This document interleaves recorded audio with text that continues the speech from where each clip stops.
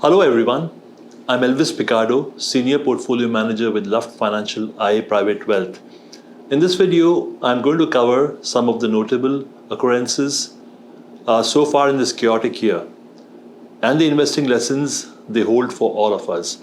I'm also going to highlight some historical data that underscores why it's important to stay invested despite this unsettling environment. The first quarter of this year was arguably the most eventful one since the COVID-19 pandemic erupted 5 years ago. But April has been in a different league altogether, with market volatility so far in this month on par with that seen in March 2020 or October 2008 when the global economy was in the throes of the great financial crisis. One of the biggest developments we saw in Q1 was a rotation by global investors out of US assets into other parts of the world. This rotation began earlier this year and picked up steam after the announcement of President Trump's reciprocal tariffs on April 2nd. Europe so far has been the biggest beneficiary of this rotation. In Q1, the European Stoxx 600 index outperformed the S&P 500 by a record 17 percentage points in dollar terms. The euro as well is at a 3-year high versus the US dollar. And while US treasuries have tumbled, German bonds have gained in price. Canada has also benefited from this rotation away from the US. And that's the only explanation I can think of to justify the outperformance of the TSX and Canadian dollar in recent months, despite the ongoing uncertainty caused by the US tariffs. So, while US indices had their biggest declines since 2022 in Q1, with the S&P 500 down almost 5% and the Nasdaq sliding more than 10%, the TSX was up about 1% in the quarter. Over the past month, the TSX is outperforming the S&P 500 by 4 percentage points and over the past year by almost 9 percentage points. As for the Canadian dollar, it has rebounded 5% against the USD to trade above 72 US cents. In addition to broad USD weakness, the Canadian dollar may be benefiting from the gradual drop in political risk as we get closer to the federal elections and hopefully a stable government by the end of this month.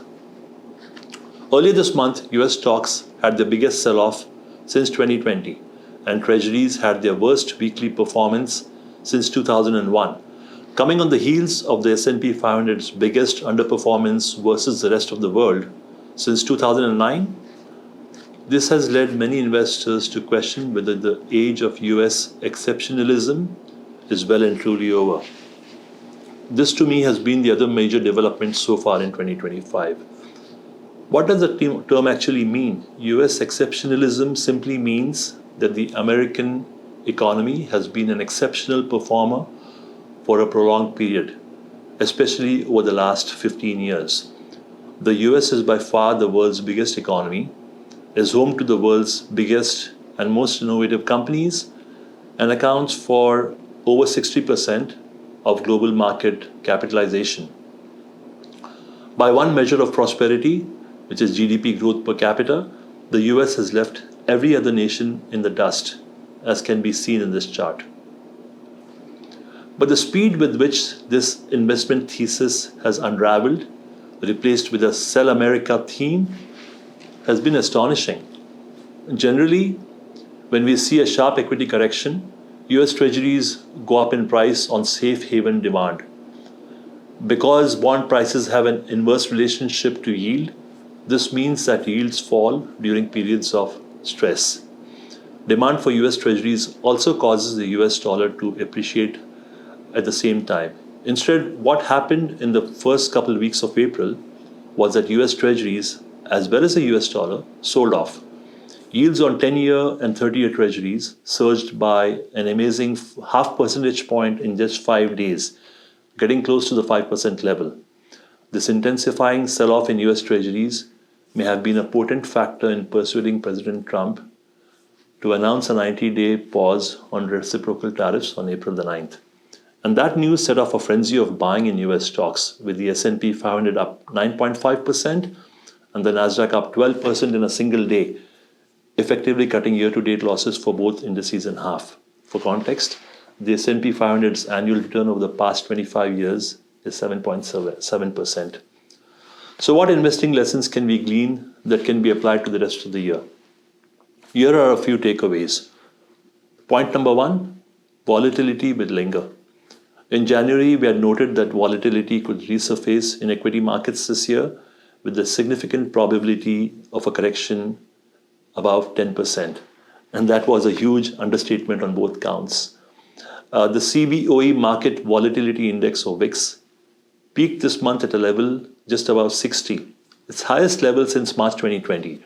While it has now dropped to a level in the low 30s, the VIX's near doubling from an average level of 17.35 in 2024 suggests that traders expect volatility to remain elevated for an extended period of time. And this should really come as no surprise since investor sentiment seems to turn on a dime in these markets. Point number two, diversification pays. Over the past couple of years, the AI boom had resulted in runaway gains for the Magnificent Seven, resulting in extremely overcrowded trades, with investors focusing on just these 7 stocks to the exclusion of everything else. But that trade hasn't worked out so far this year, with an average decline of over 22% for these 7 stocks, which is more than twice the S&P 500's 10.1% tumble. Diversifying not just into other equity sectors but other markets and asset classes is paying off in a big way this year. In our client portfolios, fixed income and alternative investments are cushioning the downside from equities.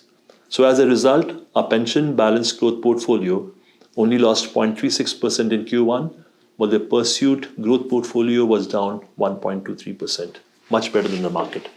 Number 3, upside risk cannot be ignored. The S&P 500 surge on April 9th was its biggest since the recovery from the COVID crash in 2020. And the Nasdaq's 12% jumps was its largest since the dot-com boom of 2001. In this volatile market, upside risk simply cannot be ignored. A corollary to this is, for the sake of your financial health, please do not attempt to time the markets. Missing out on even a few of the best days in the market can have a detrimental effect on your portfolio returns, as these great charts from McKinsey Investments demonstrate. So for example, if you bought and held the S&P 500 for the 30-year period that ended in December 2023, your annual returns would have been 10.1%. But missing just the 10 best days would drop that return down to 7.3%. And missing the 50 best days would shrink your annual return to just 1.1%. And these figures are comparable for the TSX Composite. Buying and holding the index for the same 30-year period would have generated an annual return of 8.1%. Missing the 10 best days would drop that down to 5.5%. Missing the 50 best days would have given you just 0.4% annually. Point number 4, downside risk is still significant.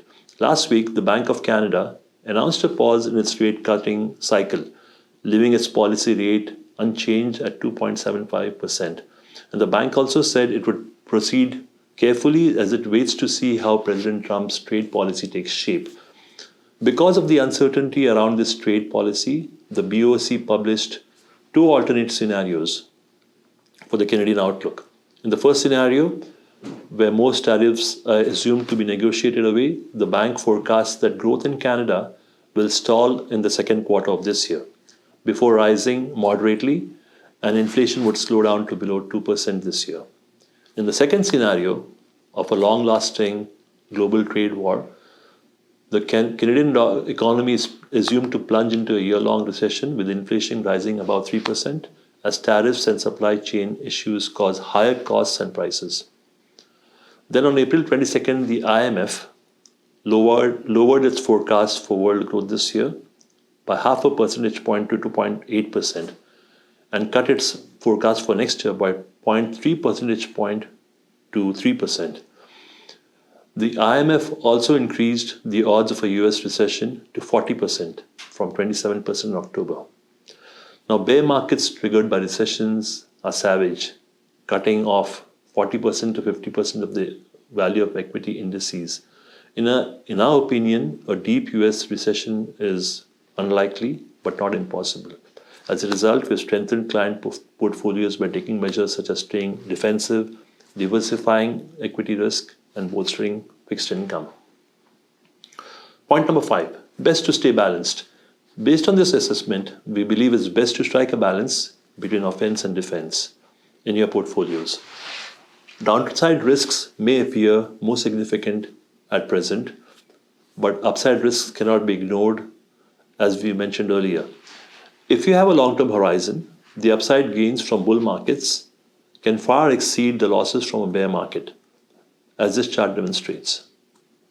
However, if you are really concerned about market volatility, consider dialing down your exposure to equities within a diversified portfolio rather than abandoning your investment discipline and going to 100% cash or GICs. Speak to your advisor and they would be happy to help.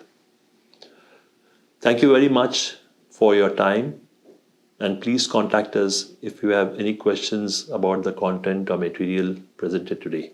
Goodbye.